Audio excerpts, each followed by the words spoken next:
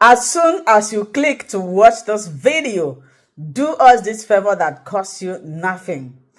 Like this video, subscribe to this platform, turn on your notification bell to all notifications so that YouTube will be suggesting and recommending our videos to you. And also, you will be among the first people to know when we upload a new video. I'm not going to talk too much. If you're an asylum seeker or you have paragraph 25, please make sure you sit down to watch this video. You are going to learn a lot, because in this video, some of our sisters explain how you can win your asylum case and about paragraph. You will hear from their mouth, and I also give them credit. I shout them out. It's not easy. So watch this video, subscribe, share, comment, ask your question constructively. If you do not like our videos, it's okay, it's well understood. Please, no negative comment. If you look at me, you will know that I don't like negative energy. Let's listen to this video. And some of the things that they are going to ask you there are so many things they are going to ask you while you are in the country, which means did you take to enter into the country, etc. There are so many things that they are going to ask according to transport dates, etc. But they will never and ever forget the personal questions. Also, the personal things that they are going to ask you. This one is a personal statement in asylum for a successful asylum. Personal statement, and you're going to give the answer as it happens to you, not it happens to this person. We were 200 in that place, this happened. Say what you experience yourself. You are the one coming to seek asylum, not the whole community. So if it happened that they came to your community and break down everything, what happened to you personal, these are the things that they want. They call it in asylum interview or asylum case, personal statement in asylum. They are going to ask you questions like the first time you were threatened. When was the first time you were threatened? They are going to ask you. They are going to ask you, what is the worst threat you have ever received from this person or these people, right? They are going to ask you the most recent threat. That's the last one that make you to leave the country. They're going to ask you the most recent threat that happens to you. In that same statement, they are going to ask you a question like, who did it? You're going to prove if it is a bunch of guys that did it or one person. What really happened? You're going to give a detailed statement of what happened that particular day. Do you have blood all over your body? Do you have that and that and that? You're going to prove everything in details. Right? If you have some pictures to back it up, you're going to back it up with. Then they'll ask you where it happens. Now you cannot just say it happens in Cameroon, it happens in Nigeria. You're going to give details of what really happened, where it happens, like details of it happens in so and so place, in my compound, or at the street, at the marketplace. You have to call it because they need it for reference. Why? The next question is, they can ask you, why did you think that stuff happens to you? In this place, you have nothing so much to say. You can just say, I really don't know.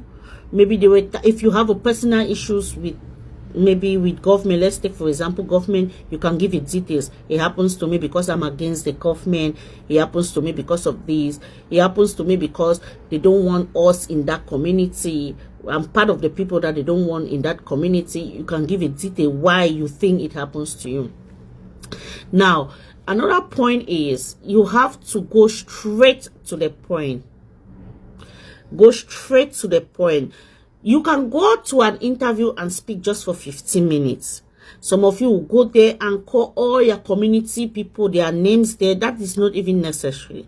And call and just be dangling from down the hill to up the hill, then you leave the up hill, come back down, go to the middle, go to the center. That they don't need that. That one confuse your asylum and confuse you yourself, because when you're coming back for your second interview, you cannot even remember everything that you said for the first interview, and they are going to ask you everything you said for the first interview again. not chronologically. It can just be haphazardly, but rest assured that they're still going to ask you to see if the information tallied together, right? So you should just go straight to the point and show specifically why you are harmed in this situation, and show specifically why you think you cannot return to your country. Make it clear to them. Make it clear to them. So if you're going for an interview and you have 18-page of documents, the person that prepared that 18-page of document, tell the person, no. Say things that really happens to you. You know why? These people are psychology. Now, things that happens to you, you will never forget those things. Especially pain. It is like an emotion. It comes originally because it happens to you, right? So you don't even need to prepare 20 pages of Paragraph 25B Absatz 1 bis 5. Okay, so I'm about to talk about paragraph 25B from 1 to 5. Okay, I want to be talking about the function, the meaning, and what it's all about, what you have to do, and who not everyone, also certain people allowed to get certain paragraph, etc., etc. Okay, let's go. The first one, 25B1, says that in Allgemeinen muss man hierfür seit mindestens 6 Jahren ununterbrochen in Deutschland geduldet. Das heißt, that means you have to stay in Germany straight 6 years without no break, like straight 6 years here, and within that 6 years you have to have their done with 6 years, like 6 years straight. All right, so after that you can now apply for the paragraph 25B1. So, and another thing is, if you have wenn man mit einem minderjährigen ledigen Kind in häuslicher Gemeinschaft lebt, reichen 4 Jahre aus. So when you are living with a family in a house, like maybe you got a partner, you're living with your partner together, and with a child or children, they do cut the year short, normal 6 years. You're not going to live 6 years straight, but 4 years because of the kids. Okay, kids in this country have real good benefits, and also good good reasons, like the husband brother consider the kids for certain reasons and also help the parents. All right, so with that paragraph 25B1, you are allowed to work, but you're not allowed to travel. You're allowed to work, like I said, but you are not allowed to travel. So let's go to 25B 2. 25B Absatz 2. It says that, okay, it is for people who are recommended through BAMF. BAMF is Bundesamt für Migration, Flüchtlinge. So that is those people are the ones who recommend refugees into the country. If you are a refugee, you go there, they're going to recommend you to know whether you're going to stay or not. That way you're going to go and explain your story, the reason why you came over here. So, and also, if the BAMF recommend the refugees, and also certain people subsidiary protection, like people who leave their country because of political reason, they ran away, they seek help, they come to Germany, and BAMF recommended also, these people can now apply also for 25B2.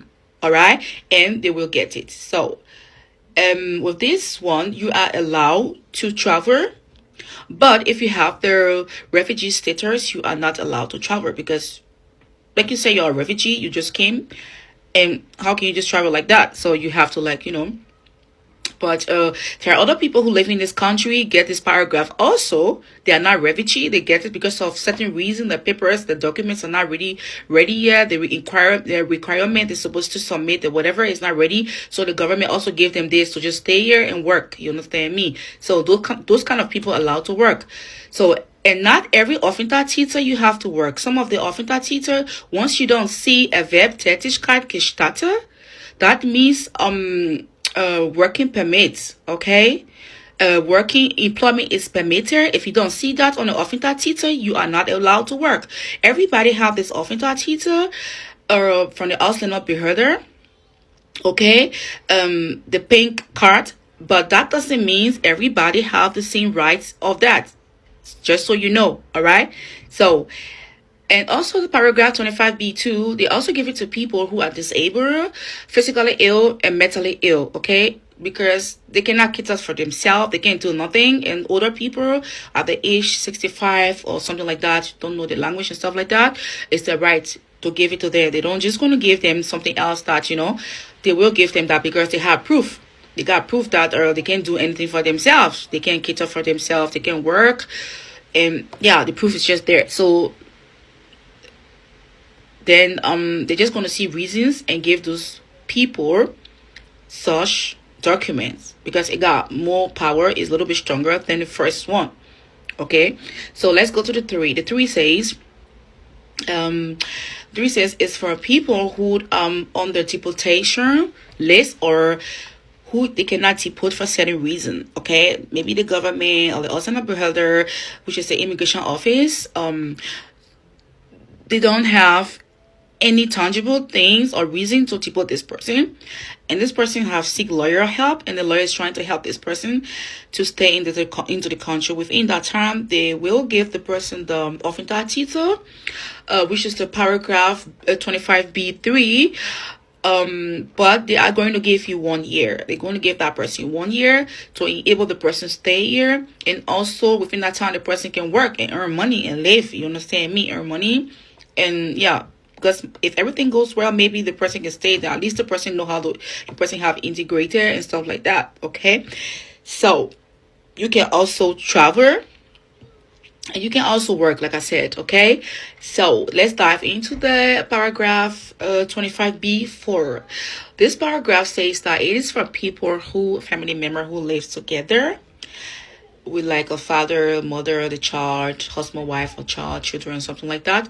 They live together in living together, so they have to they give it to them, yeah, so they can work. Okay, it's very strong as well. And they also give it to people who have medical problem, just like the paragraph 25B2. So they gave this one to people who have medical problem, and also somebody who vow in to take care of their family member. Maybe, God forbid, let me just give an example, or maybe one of your family members is really sick, mentally ill or disabled or something like that, and you can put in for that person that you want to take care of that person. Okay, you take that person to your house. The person is not going to stay in the hospital or in a first old people home or old care or whatever it is. The person is going to stay to your house, and with that, the government not going to change your documents. If you have a paragraph 25B1 or whatever, the government will change it, which is the also number here. They're going to change it and give you the 25B3. Okay, so that one you can travel generally, but it depends, and you can also work generally. It also depends. If you have the time, you can work, but due to the person you're taking care of, the mentally ill person or sick person or disabled person, I don't know if you might have the time to work. So, but generally you are allowed to do those things. All right, so let's dive to the Absatz 25 Absatz 5 25B Absatz 5.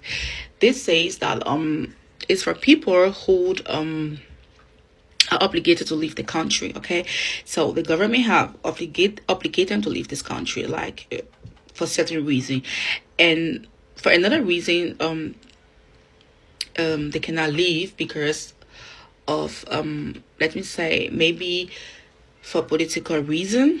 They have stated that because of political reason they cannot go. They give their reasons. They have seek lawyer and help and stuff like that. In this case, maybe it's in court and they're trying to go through it and stuff like that, you know. So for in that time they cannot really deport the person.